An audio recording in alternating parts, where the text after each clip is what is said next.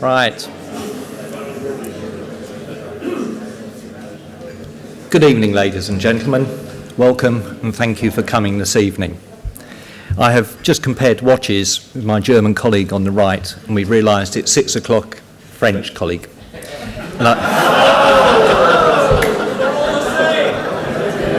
We realised it's 6 o'clock in London and 7 o'clock in Europe. I'm Martin Muirhead, Senior Partner of Kingston Smith, and it's my pleasure to introduce the debate this evening. This will hopefully inform all of us and help all our clients and contacts reach a decision on the real issues that are surrounding the forthcoming Brexit debate. I have here my postal vote. It's currently unopened, and I do hope by the end of the evening that I will actually fill this in and be posting it on the way home tonight. I've been told to point out the fire exits this evening. We're not planning to have a fire. There are no Russians in the hall, I believe. But the exits are there, and behind me. As you know, we have had an online poll, and this online poll has now had over 1,000 entries. And where that stands at the moment is 53% to remain, 33% to leave, and 14% undecided. So that is potentially still very much all to play for.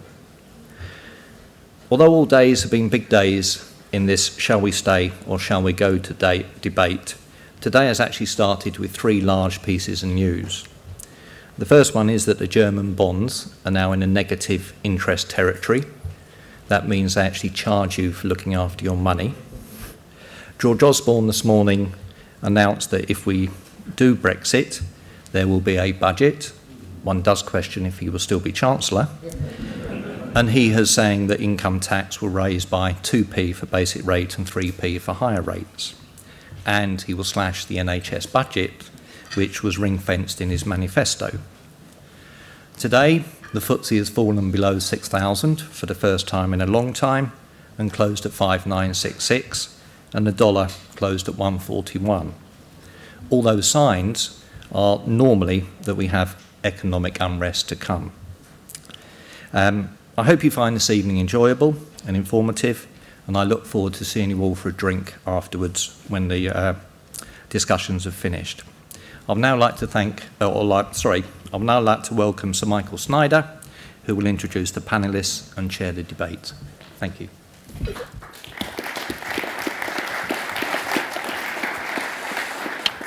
Good evening, everybody. It's somewhat interesting when this debate was, the invitations for this debate were put out, and I don't think in my living memory, when I was senior partner of Kingston Smith and before, which was quite a long time, that we ever had an event completely full within 24 hours. So it's obviously of great interest to people. And I'd like to welcome and thank indeed our speakers this evening, who will argue both for leaving and against leaving. And they are, and I'm going to introduce them all now and say a little bit about them so I don't go bobbing up and down during the discussions. Lord Flight, in semi-middle there, who was educated at a school in Brentwood, a bit like me, yeah. And he started his career in financial services, then founded Guinness Flight, and has been a politician for a number of years, MP for Arundel, and was appointed to the House of Lords by David Cameron in 2010. He's a non-executive director of a number of companies, including Metro Bank and Investec. And I'm sure will be arguing passionately for us to leave.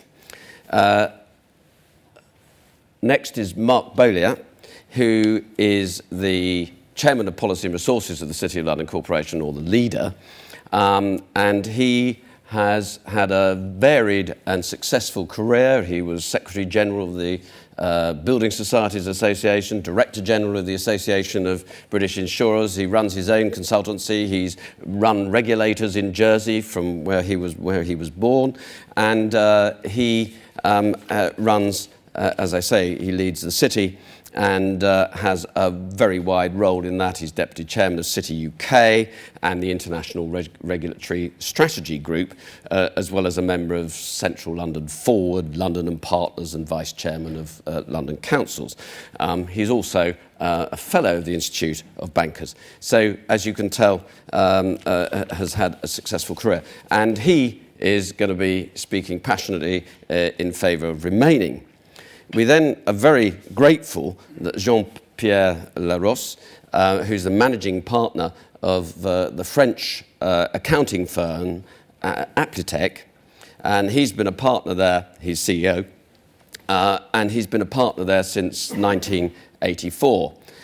He also has a great deal of expertise in international groups and was one of the founders of Morrison International and was its global chairman since 2005 until, I think, the beginning of this year. Yeah. He's come specially to London to participate in our discussions and to argue very firmly in favour of the UK leaving Europe. And then, on my extreme right, we have Christian Clingen, who's a partner in our associate firm in Germany. This is WTG in Wuppertal, which is near, he wanted me to say, Cologne, so you actually know where it is. They act largely for large, medium-sized businesses. He did work in Arthur Andersen in Frankfurt before joining the firm, and he's worked also in New York and became a partner in WTG in 2010. And he's come specially to London to argue very firmly that the UK should stay in Europe, particularly on the interest of the younger generation. So enough from me. What I'm going to ask you now to do, if you wouldn't mind, and I will ask you again at the end, is if you could just hold up a card towards me at any rate that shows whether your current view is remain or leave or you haven't decided. Right. Well, I would say that's pretty evenly balanced, is how I'm going to read that. Well, do any of the speakers disagree with me? There we are. At least we agree on that.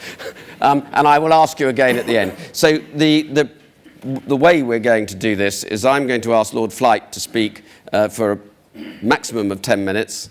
And then Mark Boleat will speak for a maximum of 10 minutes. And then Jean-Pierre will speak for maybe 6 or so minutes. And Christian will bring up the rear, but not by any means the least important, with another 6 minutes. And then I'm going to ask for contributions from the floor.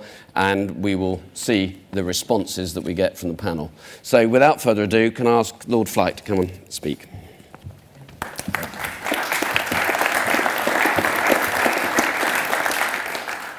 Good evening, ladies and gentlemen.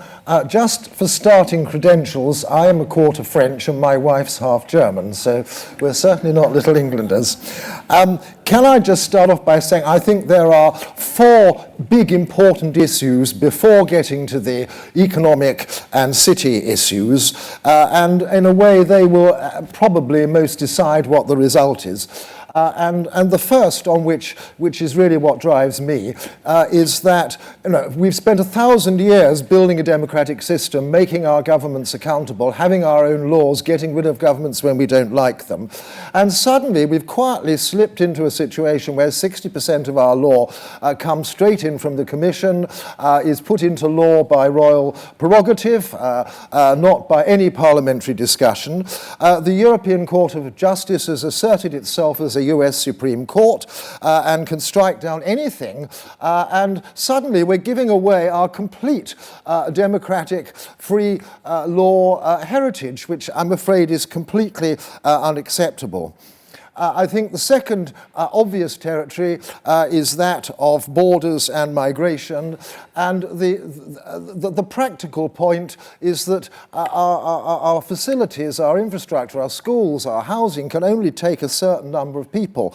And although the government's figure, I think, was 257,000, if you looked at the national insurance figures last year, it was 800,000 new numbers and 636,000 EU. So quite what the size of migration is, and not just obviously from the EU, I think nobody really knows.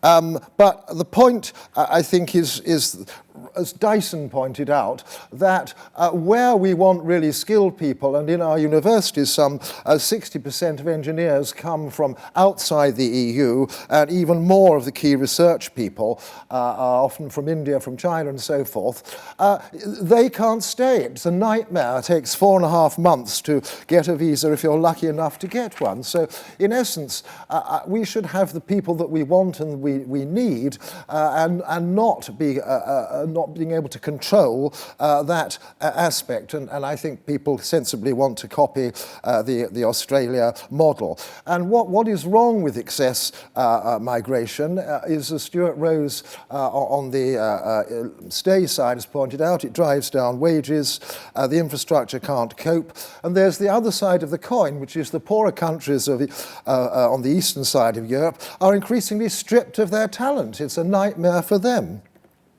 Now, I think the third point is our security, where we depend on NATO and not the EU, and candidly look at the mess of things the EU made over Crimea and the Ukraine. Tomorrow there are going to be announcements about proposals for an EU army. I would prefer to keep our own armed forces, but my real worry is that it potentially gives the states an argument for withdrawing or at least reducing their commitment to NATO. And if you talk to our key people in intelligence, you'll find that we still work most with the US, Canada, Australia and New Zealand and not EU countries. The fourth issue is that we are locked into political and economic failure caused by a mixture of too many regulations and what Governor of the Bank of England, Mervyn King, described as the reckless Euro project. For Southern Europe, it's been a disaster. For Germany, it's been absolutely wonderful. But my particular worries in Southern Europe are of it leading to political extremism, where there is already evidence of that developing.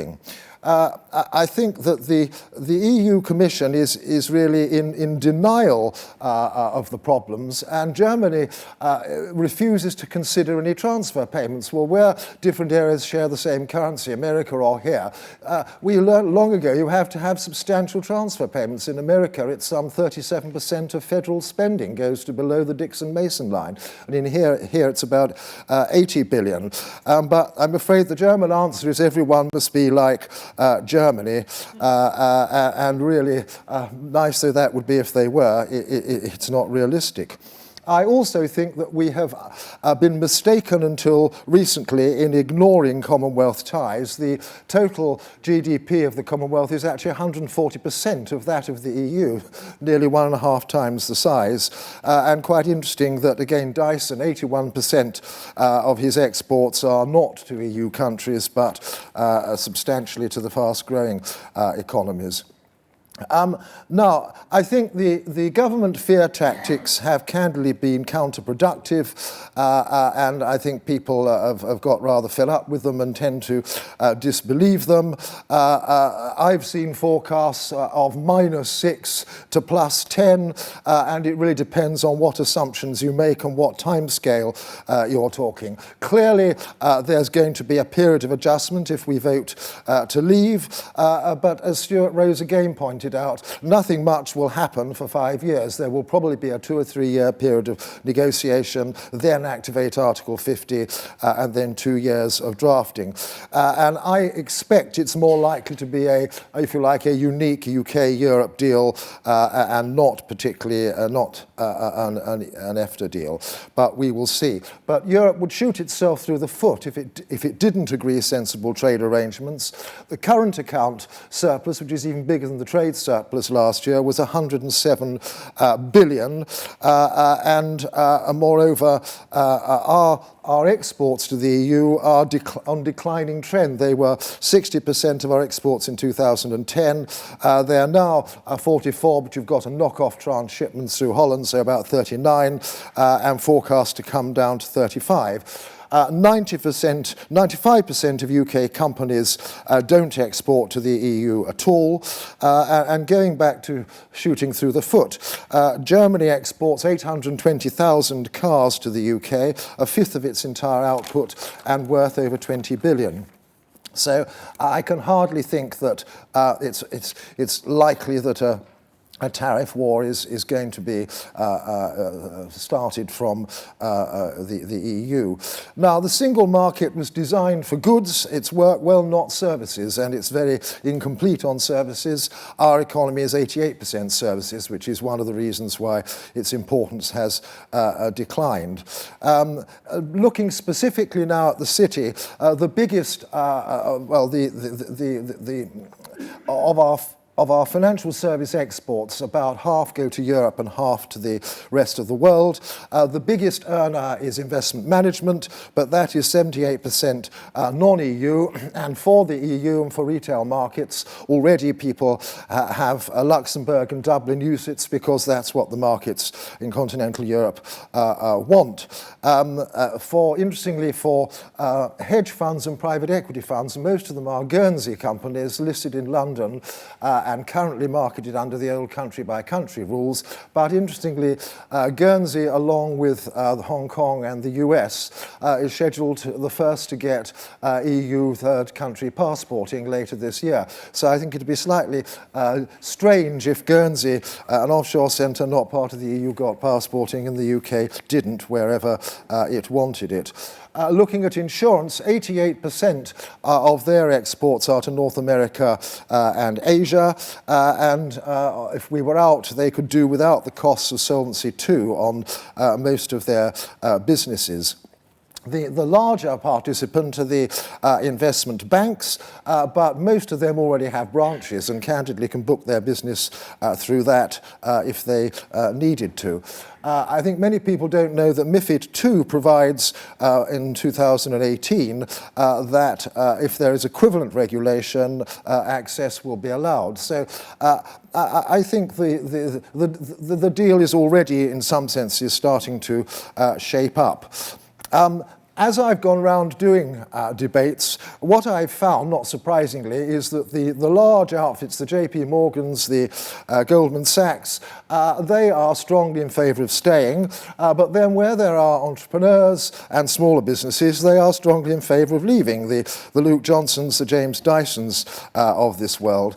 And there is a pretty good reason for this, because candidly the oligopoly position in a partly protected market suits the big boys fine. It's one of the reasons why pay is so good, but the smaller ones find themselves squeezed out and can't afford the costs of market entry and regulation.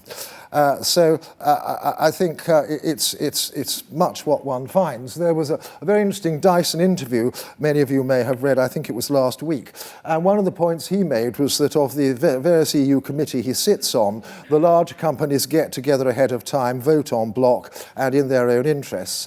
And I'm afraid to quite a large extent the EU facilitates oligopoly. But I suggest the big issue is that the EU actually needs London and London's skills and marketplace and financing arrangements. Some 80% of EU capital raisings are done in London, and when talking about why international banks here, it's not just for access to the EU, it's also for global access and sometimes to escape their own obligations. I don't either see 350,000 French here being in a great hurry to go back and pay excessive taxes in Paris. But Frankfurt tried to compete with London a few years ago. They hired masses of people from the city, and it was candidly a failure. I'm not saying that they couldn't have an effective go, but I think don't forget London is crucially important to Europe as well as to the rest of the world. Now, we have suffered from EU regulation. I will wind up, yes, that of the main bits of regulation of the past few years, half would have happened anyway, half we opposed and lost. There are another 420 pieces of secondary legislation in the pipeline. The 5 presidents' proposals are to extend regulation to insolvency and company law. And worst of all, financial transaction tax is certainly not dead. So I think people, a lot of the nasties that are waiting there have been somewhat concealed. So I just end up by saying my view is I'm more comfortable going with the entrepreneurs, the people of the future, than I am going with the oligopolists of today and yesterday. And I think it is extremely important to actually note who supports, who's on which side and who's on the other. Thank you all very much.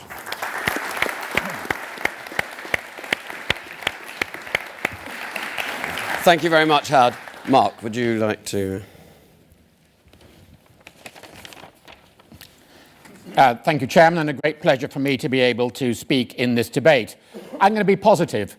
British membership of the European Union has benefited the United Kingdom quite substantially.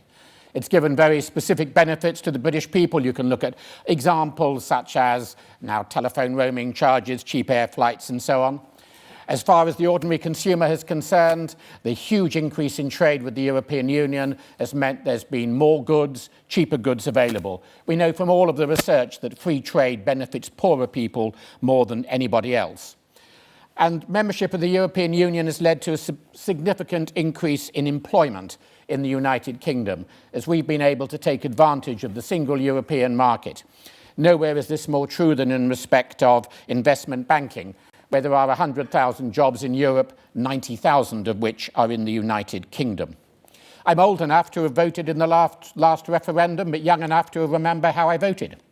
That won't last for long. We were then the sick man of Europe.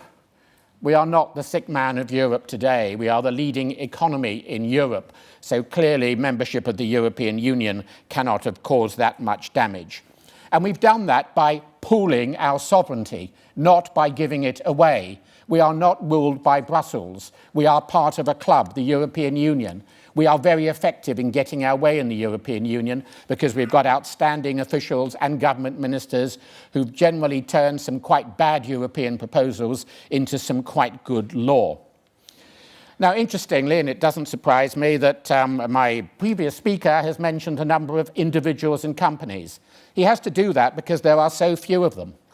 The reality is that the bulk of British business and the finance industry strongly favour Britain remaining in the European Union.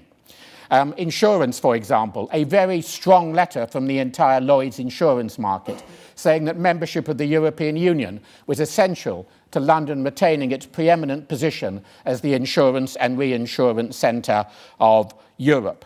Banks such as Citi, Morgan Stanley, Goldman Sachs, JP Morgan, HSBC have all pointed to what they would need to do if Britain leaves the European Union. And they're not scaremongering, they're not part of a cartel, they haven't been put up to it by the Chancellor. They are giving their views because their staff deserve to know what might happen should Britain leave the European Union. Passporting has been incredibly important. The free movement, the ability to sell services throughout the European Union from London is incredibly important. And it can't be replaced by a brass plate organisation somewhere in Paris. If that was possible, it would have been done years ago. Nor can you simply set up a quick subsidiary. It would require a very major operation. Now, we have heard there are a few individuals, not many, in the city who favour Britain leaving the European Union. Indeed, when the city was debating this, I had 15 people write to me, all saying that we should not even have a view in the city on membership of the European Union. They shared two things in common. They were all retired, and they'd all publicly expressed a view that we should not have a view, had they all having expressed a view. So the view of business is very clear. The survey evidence is very clear. From City UK, it was about 90% of businesses said Britain should remain in the European Union. And as for the tech industry, it's nearly about 95%. The surveys conducted by Tech London advocates. Yes, there are one or two entrepreneurs who've said that Britain would be better off leaving, but the vast bulk say Britain is better off remaining. There's been a number of studies of the impact should Britain leave. No, they're not all part of a conspiracy. No, Christine Lagarde is not in the pay of the Chancellor. You know, they are giving their views, and I think the rubbishing of people who give different views has been an unhealthy part of this debate. There are quite a number of surveys of what would happen if Britain left. They're not all saying exactly the same thing, but there's a very broad consensus. There would be a short, sharp shock. Now, I'm the first to admit that the European Union is not perfect. There is a democratic deficit, and indeed, as there is in Britain, where we have an unelected House of Lords. Thought I'd just get that one in. Very useful too. Yeah, it's very useful, Howard, particularly with you in it. But it's still not, never mind. Policy making is not great.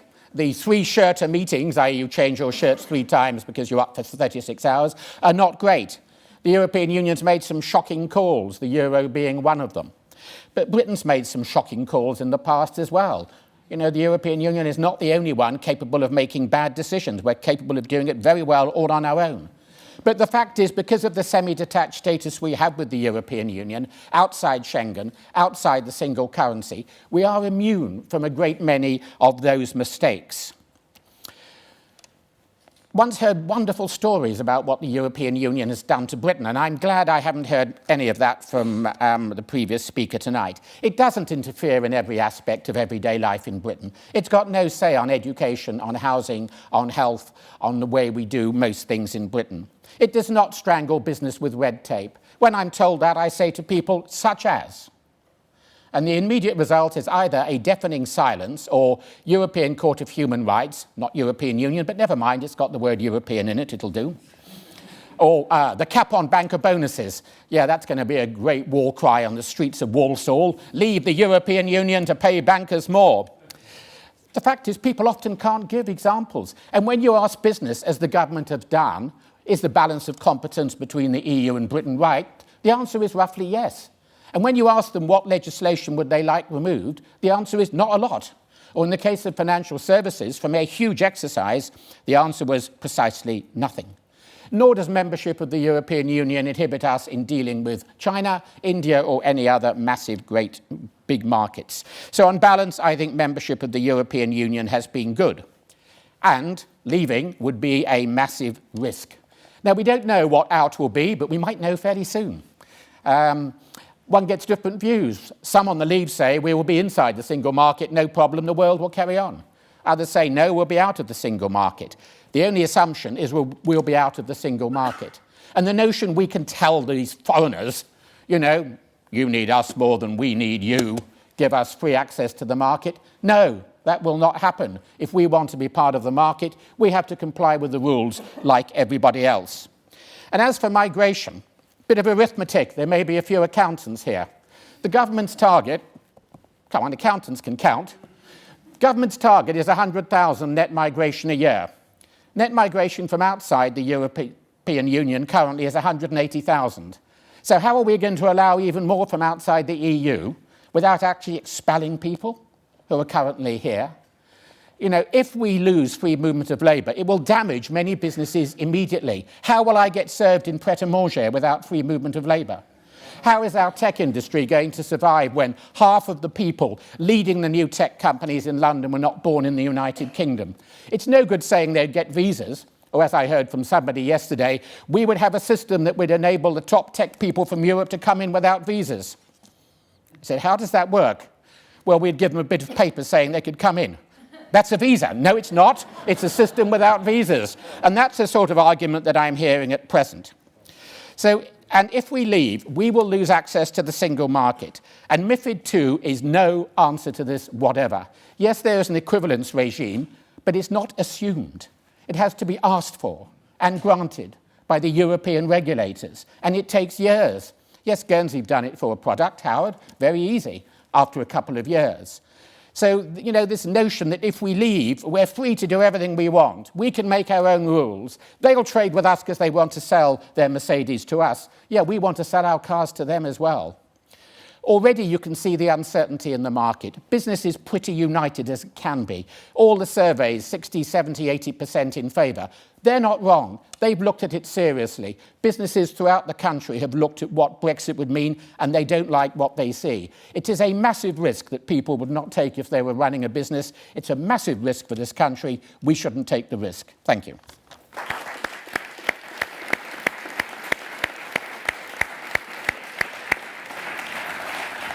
Thank you very much, Mark. Jean-Pierre. Very honored to be among you, and I will just introduce the position of the French and some of our continental friends who are in favor of the Brexit.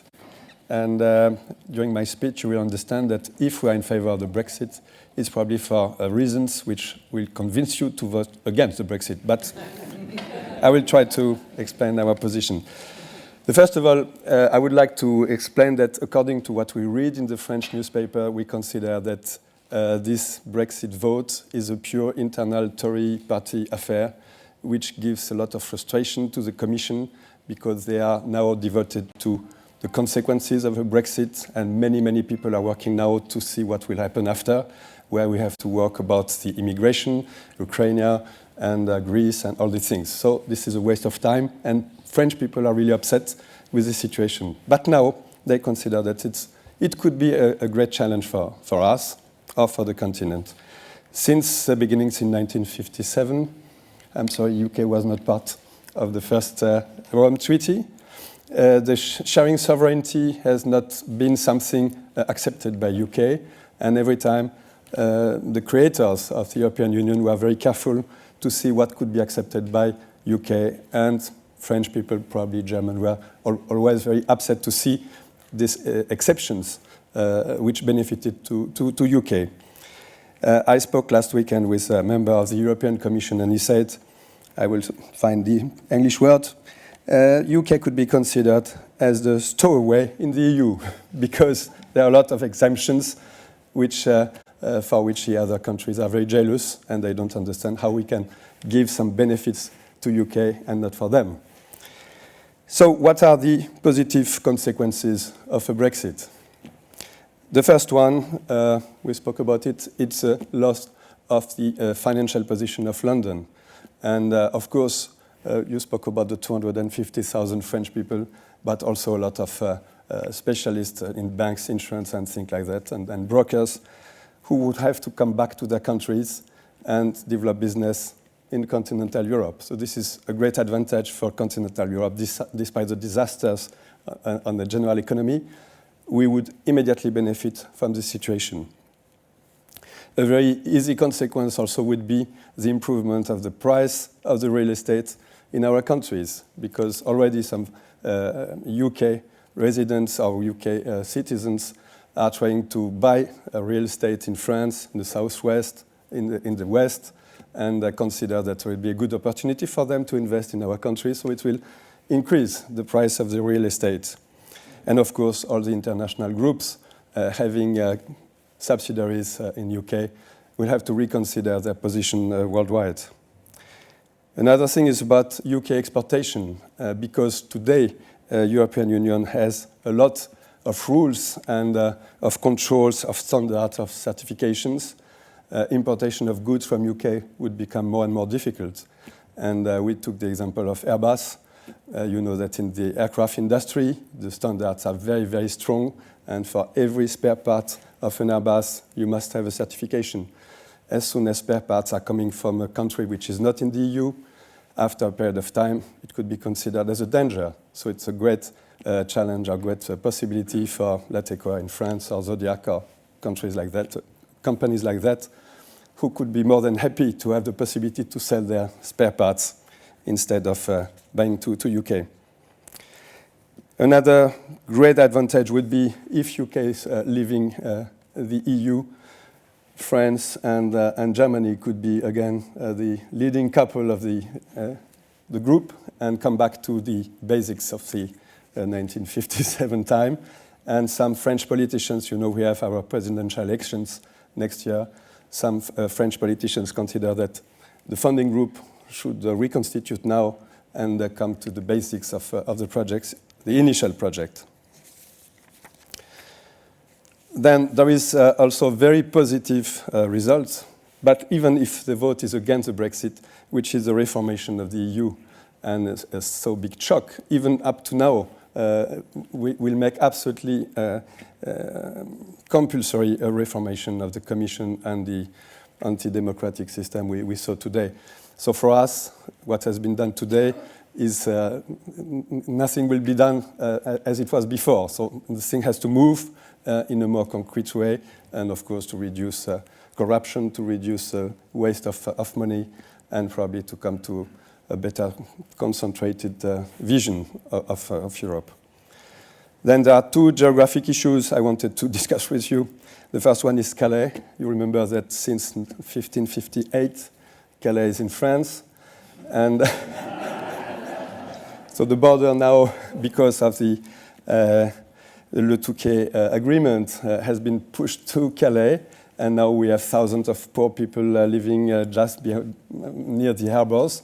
And some politicians in France, and especially Emmanuel Macron, our finance minister, said, if UK is not anymore in the EU, there is no reason why to accept so big sacrifice we do today, and then the border will come back to Dover. And the last thing, as a French also, we have the oldest alliance in the world with a foreign nation, which is Scotland. And we hope that if there is a Brexit, Scotland could become independent and ask for joining the EU, which is impossible today because England could oppose its veto. But without UK being in the EU, we could have a chance to have Scotland with us. Thank you.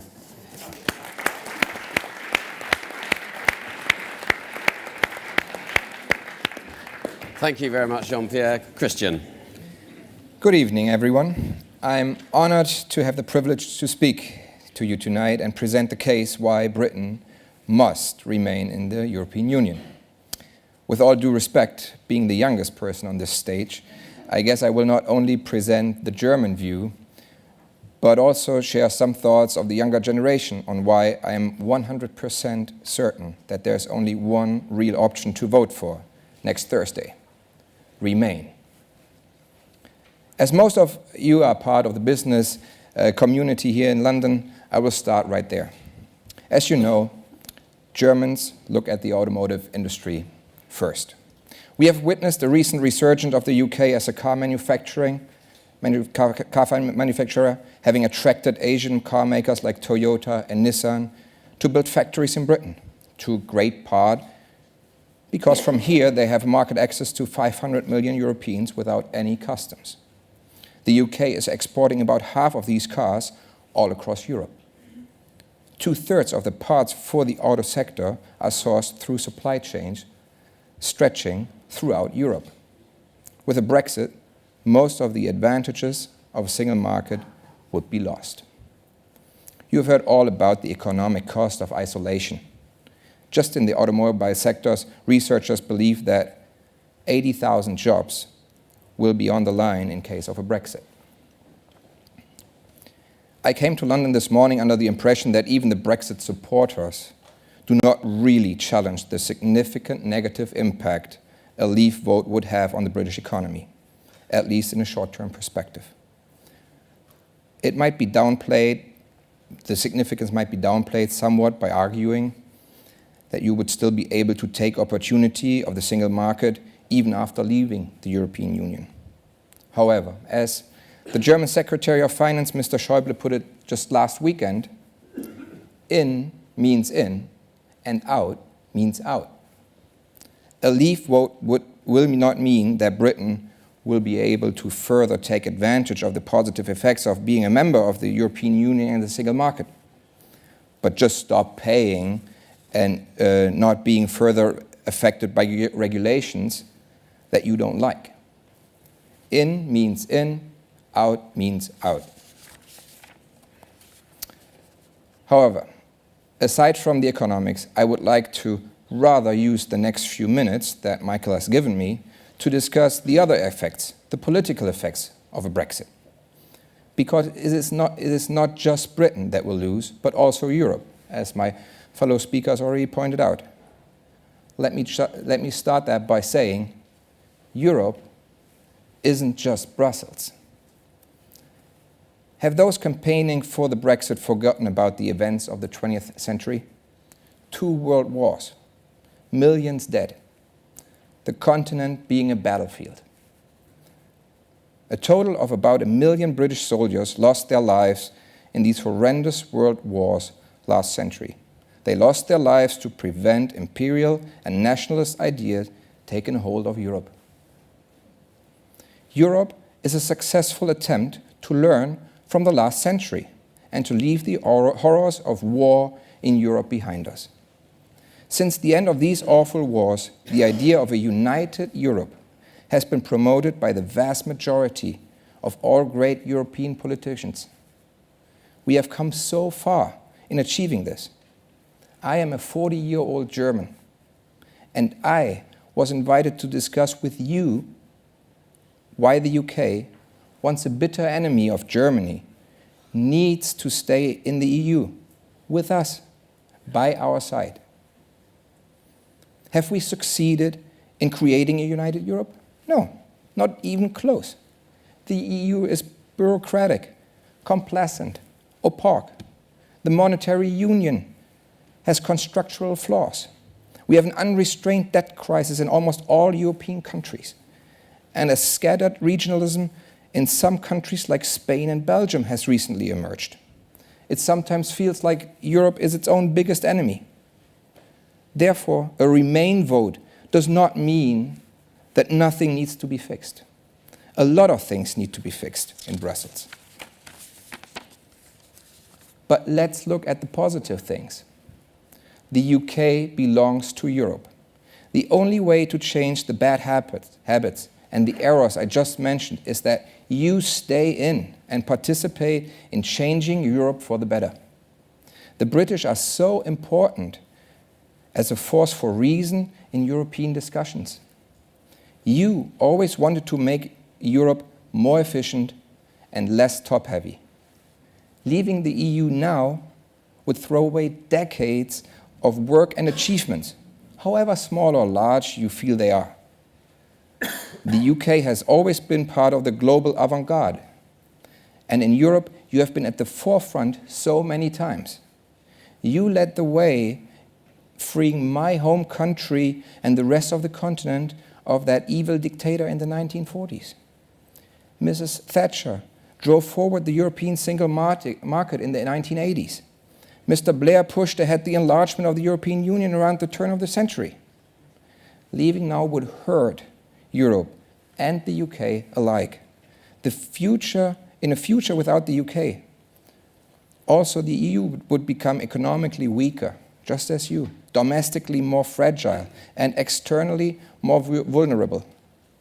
That is why Europe's enemies would like to see you leave. You would leave Europe at a time when we are all facing more problems than virtually ever before. For example, the refugee crisis. Does anyone really believe that the refugee crisis will end for Britain the moment you leave the EU? I am absolutely convinced that we can fix these problems only in working together, or we will all lose out on this. With all the current problems on hand, especially the refugee crisis, populists and extremists are gaining ground in many European countries, like France, Austria, Germany as well, the Netherlands, and so on and so on. We need a strong alliance of the smart people to defeat this tumor. Yeah? Therefore, UK, stay in.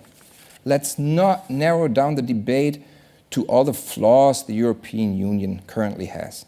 Let's concentrate on the European idea. This idea needs to be reignited. The only way to do it is a fresh start. Let's have a broad discussion and debate across Europe on what needs to be fixed and how. The UK is one of our main partners in the EU. You are part of the Central Powers along with France and us Germans. We are part of the community of pragmatic, reasonable countries within the EU, having similar political, cultural, and economic views, and similar thoughts on what needs to be fixed. The UK is an important ally for us Germans to counter southern states as well as France, sorry, Jean-Pierre, on issues like budget, discipline, and economic policy. Without the UK, Germany would be condemned to take on that leadership role we never wanted, and many countries in Europe don't want us to have. Therefore, a Remain vote from you would stabilize Europe's power structures, because the perception of German dominance on the continent would not be increased. Don't leave, because together we can reignite that European idea of former generations. Things will only improve the way you and we will like them if you stay in and take an active role in these discussions. And one last thing, because I know I have to finish. Only one leading Western politician supports the Brexit. Donald Trump. Do you seriously want to be on his team? Thank you very much.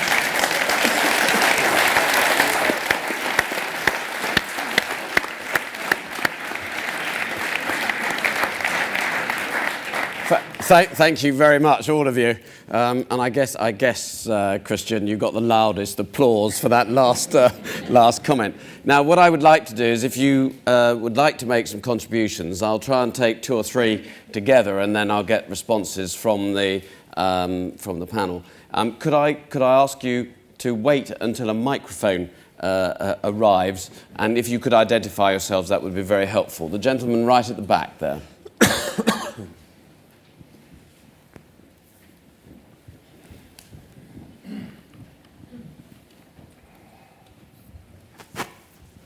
Thank you. My name is David Collins.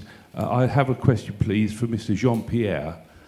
Can you please give us one good reason why the UK would be better off leaving the European Union? You gave all the reasons how everybody else would be better off, but it would be very interesting to hear from you why you think we would be better off.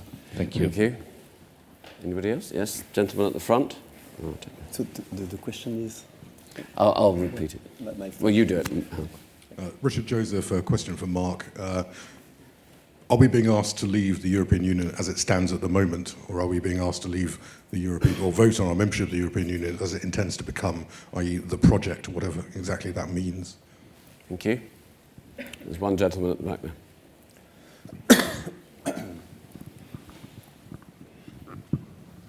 Edward Beale.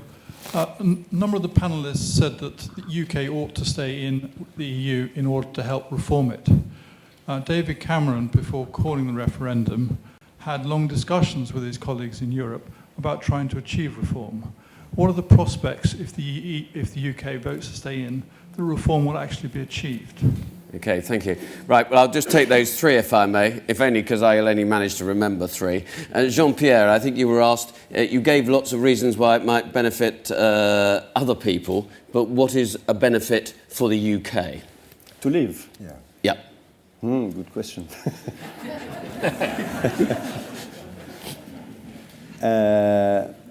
All the bureaucracy and all the administration, the excess of administration of the European Commission is something which has to be fighted against. And I think leaving will take certainly 2 or 3 years. And we can imagine that after such a shock, the Commission and the politicians would come back to negotiation with UK. I cannot imagine that it just go out and that's it. And it will take a very long time. And I can imagine, as I said, in both kinds of votes it would be a shock, but of course it would be a much bigger shock. It's always a Brexit, and for UK it's immediately freedom. Okay.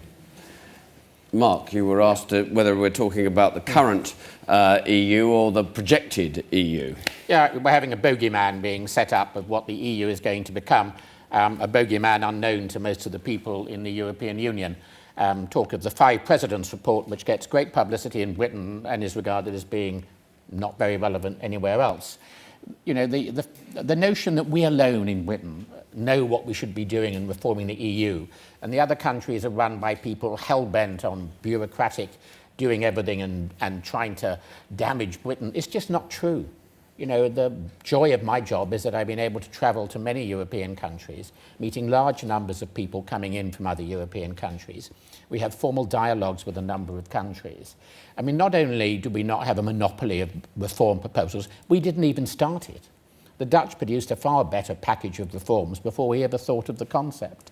You know, I do not hear any appetite for the notion of creating a single super state with massive amounts of integration. There's got to be further integration to make the Eurozone work, absolutely, that's accepted. But beyond that, the appetite to go further is very limited. And the new Commission is very different from the old one. They've reduced the amount of new legislation by 80%. So Europe is already being reformed. There's a lot wrong with it. I think we all agree that across the board. It doesn't work very effectively. It's tried to do far too much. And, you know, there will be reform whether or not Britain is in it. So I think that, you know, covers, you know, in a way, both points. I didn't say that Britain should stay in the EU to reform it.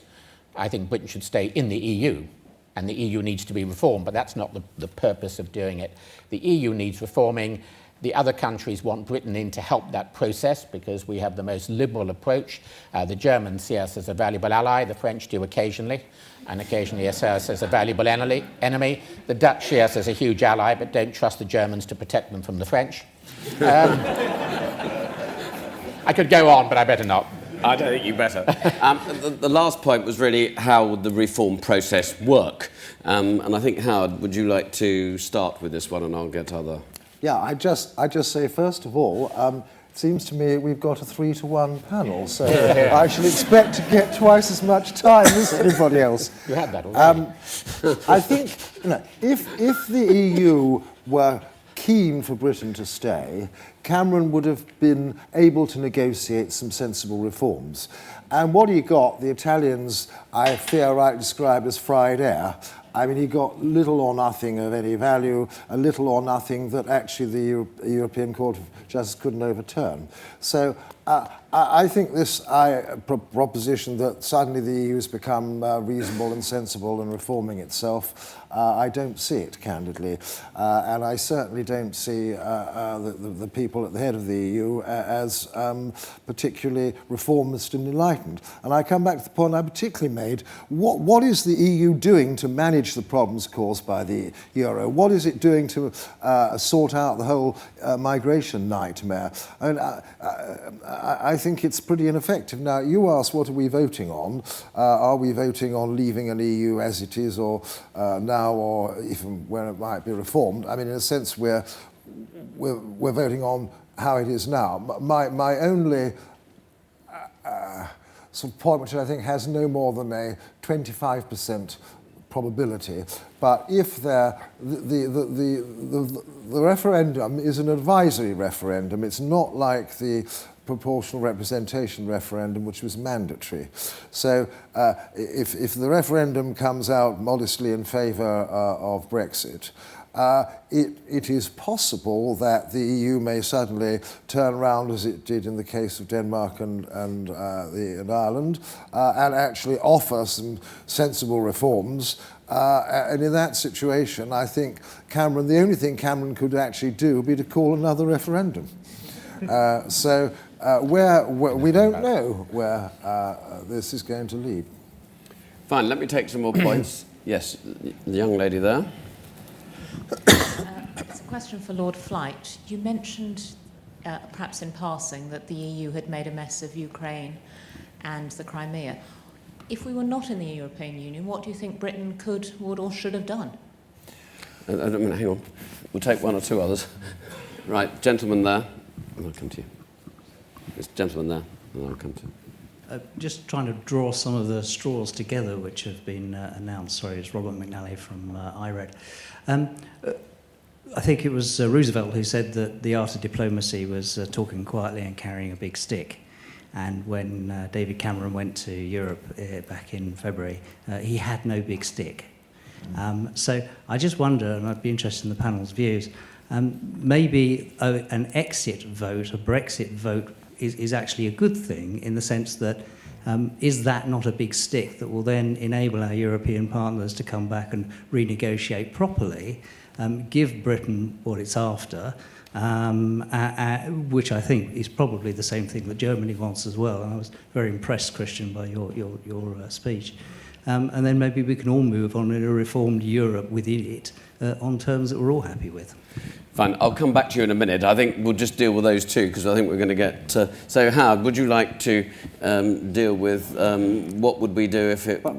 The point I was really making was that, in a sense, the EU led on the Ukraine and said, yes, you can join the EU in due course and all the rest of it, either not realising or blind to the fact that it was a key Russia border state. And when Russia then turned military, the EU got no response and had to let Russia do it. So I think that it was unwise to have led on the Ukraine unless you were actually willing to put up a matching military response.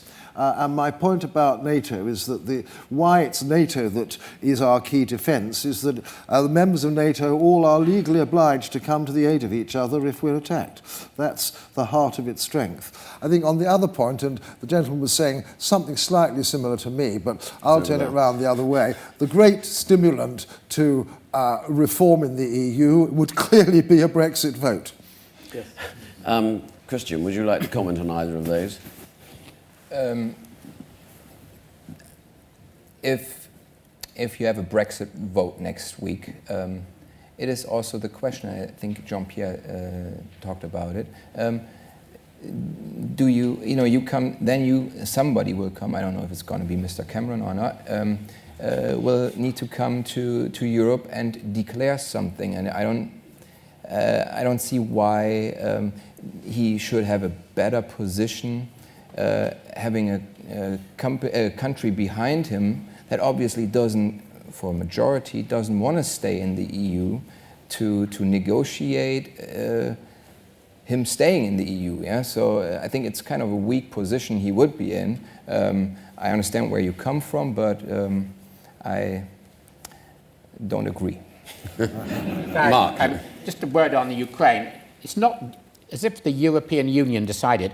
The British government, the French government, the German government, the Spanish government, the Italian government jointly agreed. Let's not pretend the European Union is some independent state. On the main point, I think, if I dare say so, that is British arrogance. It is this, they need us more than we need them. No, we vote to leave. You know, you can't play gunboat diplomacy without a gunboat. And the notion that we vote no, those silly Europeans, oh, don't they understand? They'll come back and give us what we want. Chances of that, something less than zero. Right, we'll take some more points. The gentleman at the front there. Thank you very much. Fred Perrin, Perry Middleton Solicitors. This is a question, I suppose, that Mark would probably want to lead on the response. This has been bothering me throughout this campaign.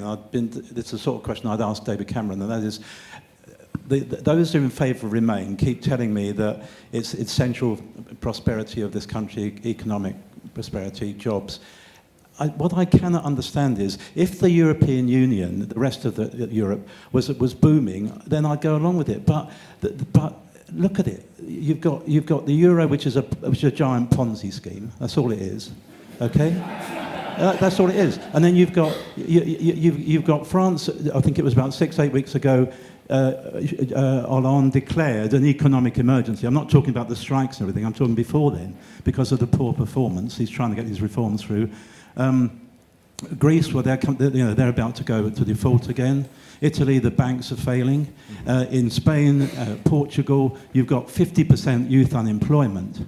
And you've got Tom Watson telling us, I saw in the Metro, that if we stay in the EU, we'll get 3 million more jobs. So it'd be good to start with Spain, helping Spain and Portugal, I think. So, how can you square how can you square this off? I'm just totally lost. I'm going to take just that one question, because then I'll give both. Okay. Mark. A touch of exaggeration there. the notion the euro is a Ponzi scheme, go and ask them in Lithuania what they think of the euro. You know, in many countries it has worked rather well. It is not, you know, I'm the first to admit it is not great. But, you know, somehow, yes, over the last few years, unlike the early years, Britain has performed better than a number of the other European countries. We're not the fastest growing, but we've certainly done better than France over the last few years. But the notion that leaving somehow will benefit us, we're not tied to them. You know, we're not restricted to trading with EU member states. So the fact that France is having a bad time economically does not damage the United Kingdom any more than it would if we were outside the EU. That is, the demand for imports from us might fall. You know, in the same way that when China has a bad time, it's not in the EU, but we are damaged by it. When America has a bad time, we're damaged by it. We're in a global economy, and being in the European Union does not in any way damage us because one or two of the European countries are not having a good economic time, particularly because we're outside the euro. Can I just go to Jean-Pierre and then to you, Had? Do you want to say anything on that subject, Jean-Pierre? Not so much to add, unfortunately. No, okay. Howard? Well, it seems to me, and I said it to myself, that if you are part of something that is failing economically, and I might add failing politically, it isn't particularly good news. Now, dealing with some specifics, I would like to have free trade deals with India, with China, with other parts of the world that are growing faster. We can't. Has the EU been successful in negotiating trade arrangements with China, India, etc.? No. It's about to fail with its trade arrangement with the US. So basically, my vision for the UK is very much a successful global trader, both in goods and in financial services, and bluntly, sitting off the coast of a Europe which is spoiling itself by too much regulation and the euro. And I make another point. People misunderstand the single market. It's about single regulation. And as a matter of fact, since it came in, 1993 to 2015, 39 countries, including India, China, Russia, even New Zealand, Canada, Brazil, America, have actually done better at exporting into Europe than we have. So, I mean, basically, we can export into Europe quite happily. The average level of tariffs is 2.7%. Well, exchange rates move more than that in a day. And so, if we were dealing on a tariff basis, it would quickly sort itself out via the exchange rate. What we actually contribute is equivalent to tariffs of 7.4%. And the increase, because of we've been doing much better than the rest, we're going to have to pay another $2 billion in contributions next year. So, candidly, if Europe were a much more successful economy, then we would be doing better. It would be a better market for us. Now, some more points. Gentleman there, and then one at the back. So.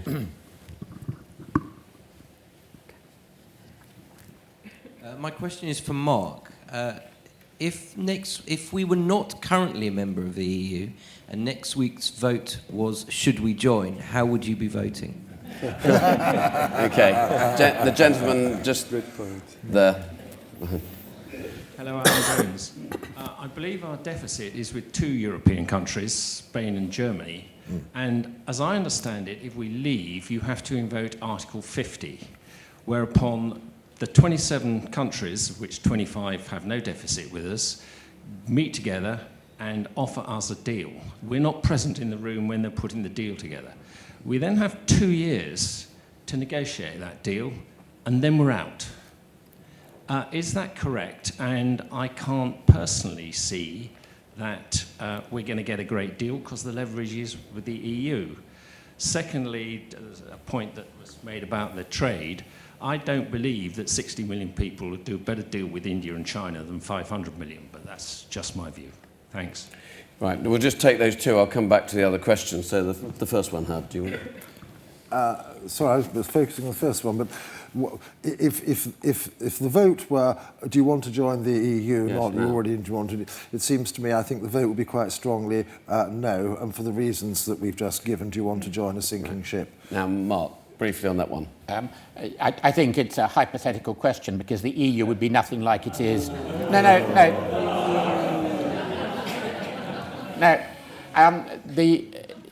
You know, it is a very different question to vote to leave than to join. If we had not joined the EU, I think we would have done very well, because if we had not joined, a lot of other countries would not have joined as well, and the EU would be a very different animal from what it is today. So I'm not ducking the question. You know, if we had not voted to join in '75, we were, then the level of integration was tiny. Many of you are in business. You know the links you have got with other European countries. Those just did not exist in 1975. So, if we had not joined, I think EFTA would still be a very substantial trading bloc. Other countries would not have joined. The EU would be a very different animal. Would you like to go on to the two relatively technical questions that followed? Trade deals. The notion we can negotiate trade deals is if you just turn up and sign it. I believe Iceland has a trade deal with China written by the Chinese. Every trade deal takes years and years and years. 7 years would be good. We have not negotiated one since 1960-something. So the belief that countries are queuing up to sign trade deals, the only people saying this are the Brits. The Americans are not saying it. The Australians are not saying it. All of the countries, and I was in China last week, I heard nobody in China saying, hey, we're going to do a trade deal with you. No, they're not. Nobody who has been involved in trade deals seriously is saying that, whether it's the people who've run the WTO like Pascal Lamy or people like Peter Mandelson, who is our trade commissioner. It is just not going to happen. And we would be out of 50 existing trade deals. So, this is a huge risk. And the notion we're still in them because they're novated to us may be said by Howard, and it was said by John Redwood. That is not said by the Commission, by the government, or by any lawyer, and we have taken that advice as well. Do you know the answer to the first question, which was about two deficit countries and so on? I believe, that is correct. I mean, the process is exactly as was described. It is a sort of negotiation, but it's a take it or leave it. And if Britain doesn't like it, then at the end of the 2-year period, automatically we would be out, all European laws, we would be out of everything. That's what it is. I'm sure there would be a negotiation. I don't doubt that. There would be some pragmatism from everybody, because the uncertainty until that deal is done would be massive. Businesses would not know whether they could bring in people from the European Union. The assumption would be would not know whether they have access to the single market in unfettered terms as they do at present. And would the sort of issues about importing parts for a bit of equipment are horrific if we could not do a deal. So I think there would be a deal, but we would not have the whip hand in that negotiation. Howard? What I suspect would happen is there would be 2 or 3 years of negotiation before Article 50 was activated, and then you've got the 2-year period when it's got to be put into law. I think the crucial point, it is So you're saying it would be 4 to 5 years? Yes, just as Stuart Rose is saying. Of uncertainty, Howard, because no we wouldn't change, know. I mean, you know where you were going to be roughly at the end of 3 years of negotiation. Nothing would change much for 5 years until Article 5 was legislated upon, as it were. I think the crucial country is clearly Germany. Not only is Germany the boss of the EU, very clearly, but secondly, it's Germany with whom, if you look at our trade, is so significant both ways. Germany's sort of huge surplus, I think we're Germany's biggest single market, and the issue will come down to, what's Germany willing to agree in its interests, just as much as what are we likely to be pressing for. So that's how the deal will be done. Just on the point just made, and it was actually Peter Lilly on legal advice, not John Redwood, and Peter Lilly was Trade Minister, confirming that the existing treaties would all be novated to us if we left. The other point Peter Lilly makes about treaties quite correctly is in the developed world they don't really matter that much because the average level of tariffs thanks to WTO is only about 2.5%. They do, however, matter with the fast-growing economies where tariffs are very much higher, which is actually why negotiating a treaty with India or China and other Asian countries is extremely important. And the argument that it's impossible to do is a silly argument to make. If you look at a lot of smaller countries, they've already done it. That's because they accept the terms that China tells them. Very easy. If we were prepared to do that, we could sign 100 trade deals the day after we leave. Well, there would be 100 very bad trade maybe deals. sometimes it may be wise to accept those terms. We'll see.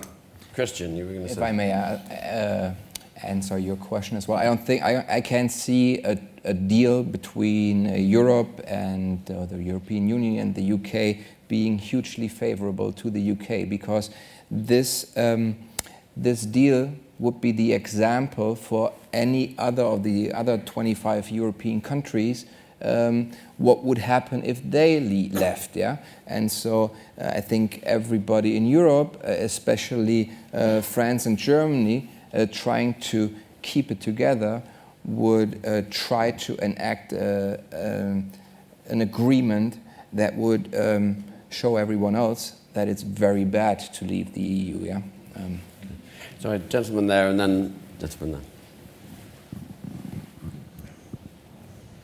Hi, Derry Long. On the 24th of June, the political landscape is certainly going to change, and I'd just like to know what both sides of the camp think will happen in the first 100 days. Good one. Gentleman there in the middle. No, the one on the end. Sorry, he put his hand up earlier. Sorry, John Mather from Boothwells. The Out campaign seems to religiously avoid any objective opinions such as the Institute of Fiscal Studies, the IMF, President Obama, and others. There's only one question on the balance sheet: should we leave a structure? And isn't that, leaving that structure, mustn't we know where we're going? And isn't it rather like a divorce settlement with no financial settlement you're proposing? Right, who would like to go first on the first one? Would you like to go? I mean, the first 100 days, the answer is none of us have got a clue, and it's going to be interesting. But what I would say, this is very odd. In a general election, you've got two parties with manifestos, and they're desperate to be elected, and they will promise all sorts of things, but they're under one constraint. They know that actually they might have to implement them. Now, in this case, the people on the Leave campaign, or the several Leave campaigns, will not have to implement. So they can say anything. You know, the implementation will rest with the government of the day, whoever that government might be. Now, whether we will have a Brexit government, should the vote be to remain, I have no idea. So all of the things that are being said about what's going to happen, and you've read a sort of manifesto today, the fact is those people who have made those commitments, unless there is some sort of coup in the Conservative Party, will not be the government that is charged with doing them. So the government of the day is going to, you know, have to make the best job it can. But, you know, this uncertainty and the thought of this going on for 5 years horrifies me. You know, you're involved, many of you, in taking investment decisions. You don't know whether we're going to be in the single market. You don't know whether you can bring in people from France or Germany. It's going to have a huge impact if that goes on for 5 months, let alone 5 years. First 100 days? Well, Having been Shadow Chief Secretary to the Treasury? I think that will take us to around the Conservative Party conference, and it's there that there would clearly be a change of Prime Minister. So I think a lot of work will be going on, if you like, privately up till then, but the first key thing would be likely to be the establishment of a different government. The point that you're making about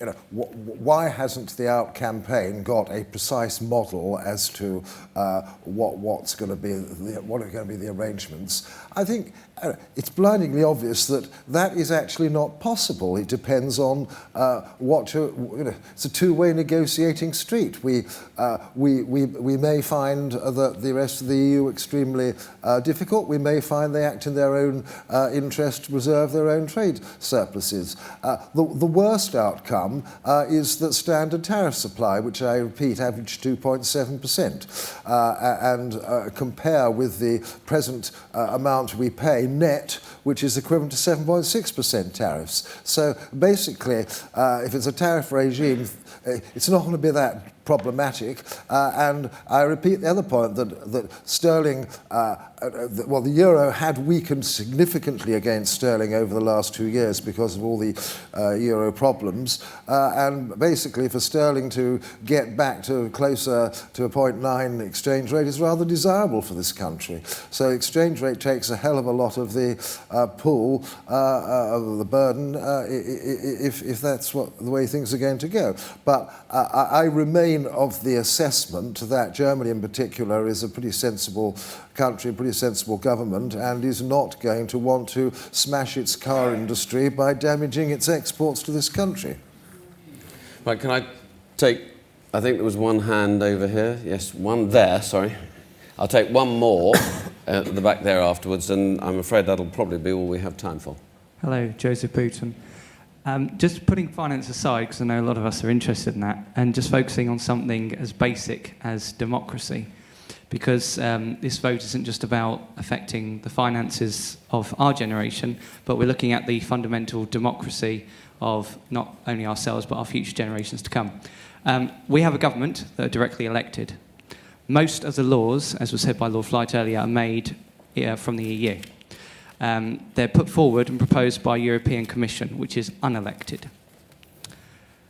How can the Remain campaign, because let's boil this down, fundamentally this is a question about deciding whether or not elected representatives are better to lead this country than unelected representatives. And this is not a vote about staying in the EU or coming out, it's a vote about saying, should we give the direction of this country over to unelected bureaucrats, or should we give the direction of this country over to elected individuals? And the question I just want to say here, how many people do you think would be able to name at least 5 members of the European Commission, as opposed to 5 members of Parliament? You can put a face to this government, and those would be the people who would be making the decisions for this country.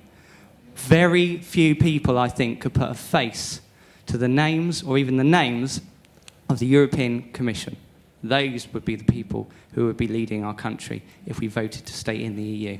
How can you... Okay, fine, I think you've made the point. I think you've made the point. That gentleman there. Chris Shirley, Clarendon. There's been lots of talk about reforms.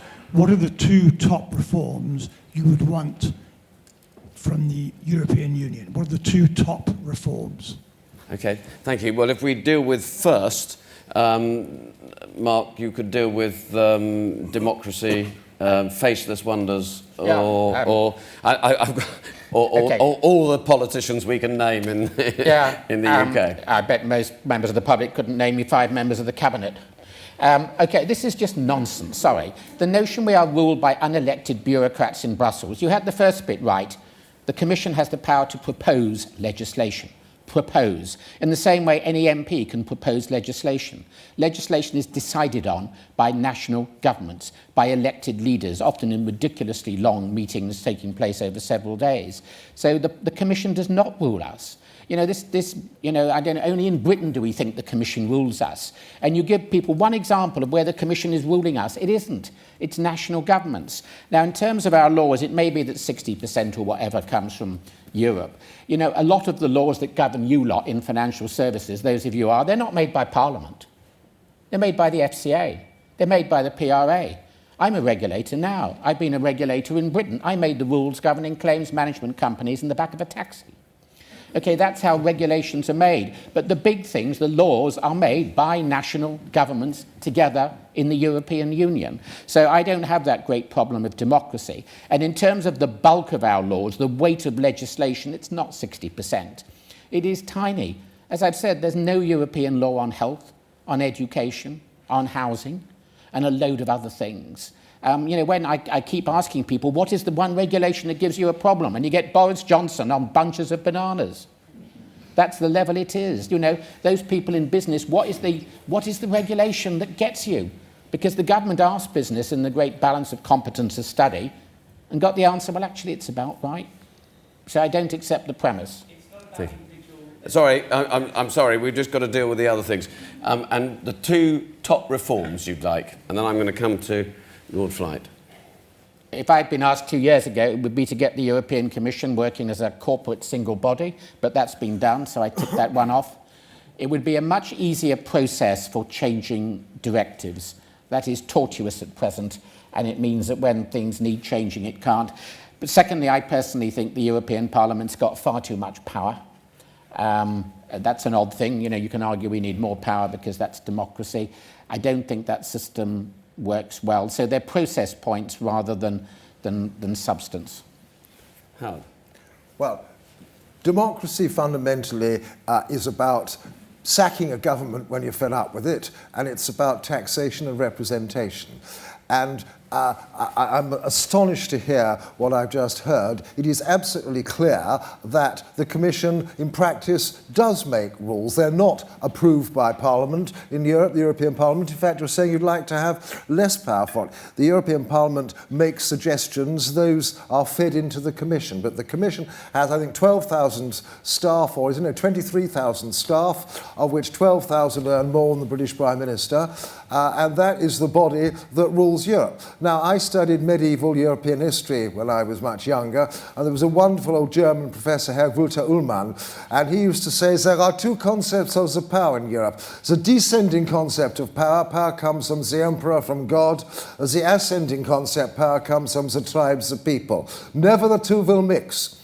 And that is basically as true today as it was then. And the main reason why I wish to leave the EU is because I absolutely object to having quietly and discreetly and in a hidden way the democratic principles that this country has fought for and achieved over 1,000 years. Fine. I'm afraid I think that's all the time we've got for contributions and answers. Could I now ask you to hold up your cards to show whether you've been influenced at all, and I will make, in my sole discretion, a summation of where we are. Oh no, I would say that there's more. There's more white ones. No, keep them up, please. I think it's very marginal, but I would say there's slightly more remains now. So I don't know about who won an argument or anything, but it's been a very interesting conversation and debate. So thank you very much to our panel.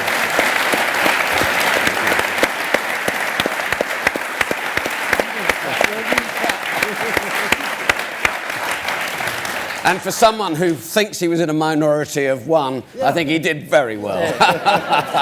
Anyway, thank you very much.